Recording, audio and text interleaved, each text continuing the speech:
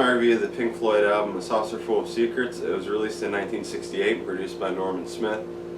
So this album is one that I can't remember exactly when I got it.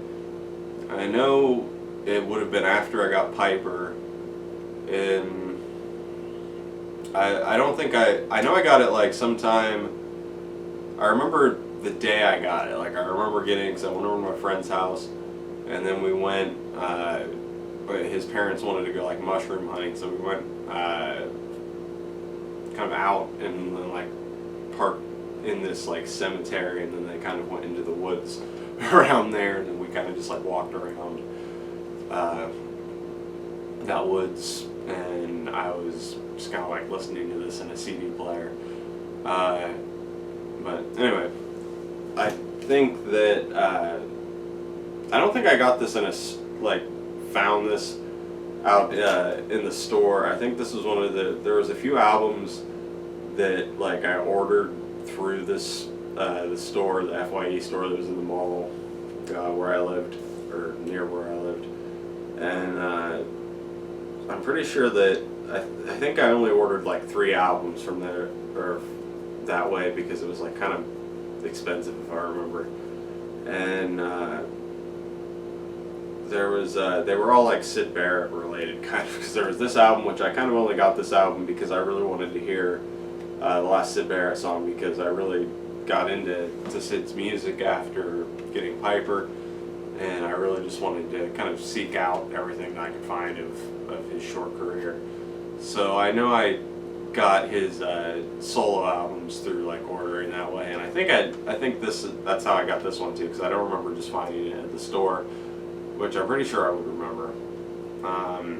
But I definitely remember the day I got it and the first times I was listening to it.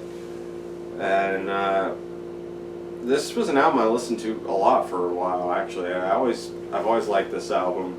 It's never really, I don't know, it's never really come up much like when I talk about my favorite Pink Floyd albums. And also, I don't think that I haven't gone back to it quite as much. Like, it's an album that I listened to a lot in high school, and then kind of after I graduated, it kind of had fallen out of my rotation, and I just didn't really go back to it that much unless I was like specifically going through Pink Floyd stuff. I think I listened to it once, like last year, I'm pretty sure, or maybe the year before. I know I've listened to it sometime within the past few years, but that's basically it. Until I listened to it before doing this.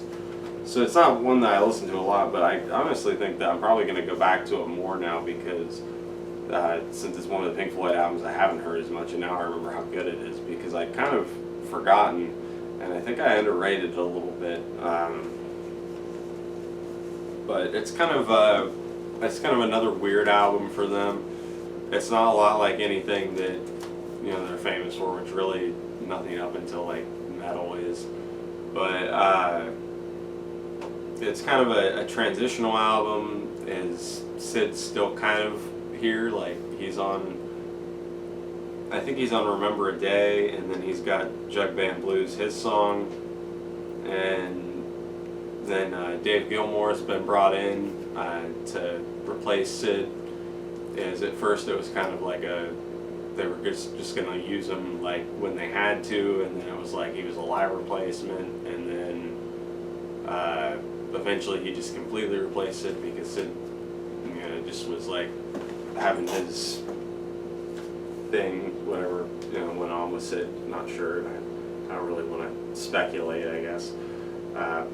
But yeah, so this album, I think Nick Mason put it really well on this, at least if the article I read on here is right.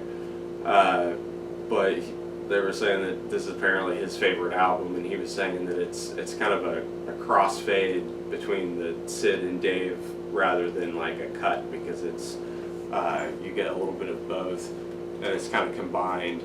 And it is. It's definitely kind of like a transitional album, but in a way it's kind of like the merger of the two Pink Floyds. And it starts with Let There Be More Light, Roger Waters' song, which I always thought had a cool kind of opening part. I think it's the bass, I'm not sure. But I think it's a pretty strong opening song. It's one that I definitely used to listen to a lot.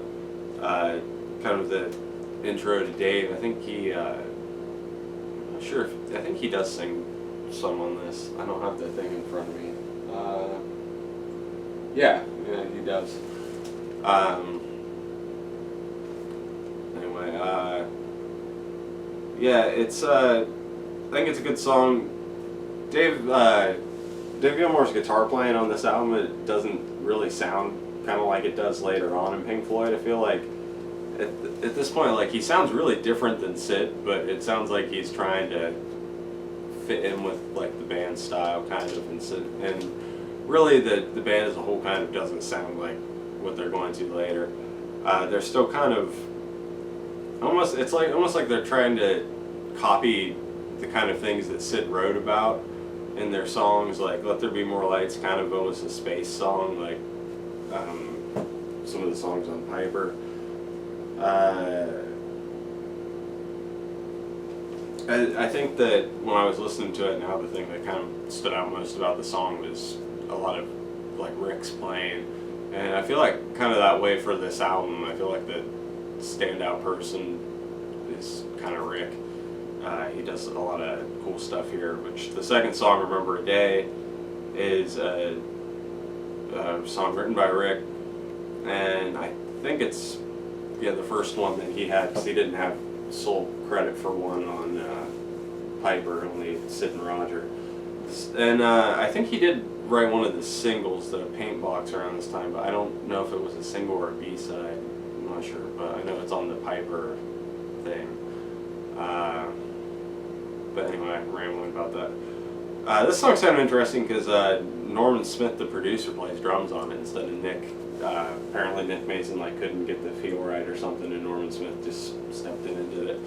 But I think it's a cool song. Apparently Sid plays the slide guitar, which it does sound like Sid-like and just really weird. And I think it's really cool and one of the coolest parts of the song, really. But definitely a good song. Rick's got a good vocal on it. The third song, Set the Controls for the Heart of the Sun. Another Roger song.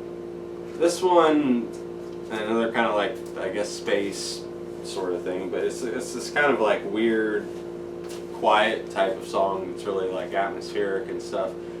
And I used to really not be that into it, but I still would listen to it because I just listen to the whole album most of the time.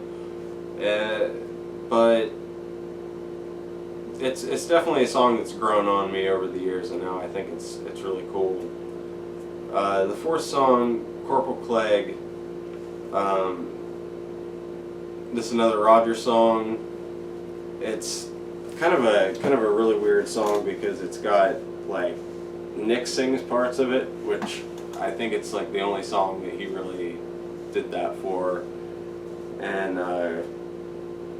Dave and Rick sing the other parts, I think. But it's also got like a kazoo part, which is kind of cool. I think that this is probably like a lot of people's least favorite song on the whole album, but it's actually kind of one of the ones I like a lot. I don't know why, I've just always liked the song a lot. I think it's just kind of, I don't know, I just find it really entertaining. And Nick's parts are really funny that he kind of sings. The fifth song and title track, A Saucerful of Secrets, is this really long instrumental. It's kind of like, it's really different from the Piper instrumentals where they seem kind of more like freeform and improvised. This one has like points to it, like each, there's like a bunch of different parts, and they all kind of serve a specific purpose as the song goes along, because it kind of, I guess it's supposed to tell the story of like a battle and its aftermath or something. It's definitely a cool song, but I think that I like the live versions better. I've heard, I'll talk about one of the live versions later, I guess. But yeah, definitely a cool song, but I also think that I kind of like the Piper instrumentals a little bit more than this. I used to think that I liked this one better, but after listening to that album last week and then this week, I think I like the Piper instrumentals just a little bit more than this, because some of the I think it's during like the battle section or whatever. Some of the just guitar screaming noises that they're making is just like a little too much. It just kind of like almost seems like it has less structure than even like Power Talk H, which I used to kind of think of that song as just like structureless noise. But then like the last couple times I've listened to it, I've been like, no, this definitely has like kind of a thing to it. So this one, that's like parts of this song kind of strike me as a little bit more like noise, but it also has some really cool parts in it, especially the end. But I think the end part of it sounds a lot better live.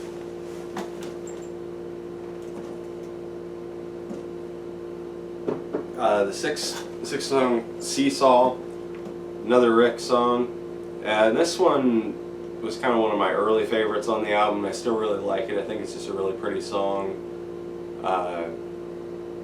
It's got just like really cool keyboards and stuff on it. And then the seventh and final track is Jug Band Blues, the Sid song, and I think it's kind of like the perfect song to close the album, really, and kind of the perfect like goodbye song to Sid in a way, I guess, because it's kind of like, I mean, the lyrics are kind of almost like self-aware, like he kind of knows what's going on. It's a really sad song. It's got this really weird kind of instrumental section that I used to think was, I don't know, kind of just didn't really fit, but now I think it like works really well. And I don't know, I always really like the song, but it's a really sad song, and I really like it. Sid singing on it though, I think the vocals are really good, but Sid's kind of, which a lot of people would disagree with this, but he's my favorite like singer the band had by far. So anyway, Saucerful of Secrets, kind of a weird transitional album. I don't know, like I feel like the ratings are kind of almost pointless. I can't give everything a 5 out of 5 though, because I almost feel like I would, because like there's not really any bad songs on this. But I'll give it a 4 out of 5 just because like it's not perfect. It's definitely kind of a weird song or weird album. It's got some weird songs on it. I could see some people not liking certain songs. And the studio version of Saucerful of Secrets, I think, is just like really inferior to some of the live versions on some of their other stuff.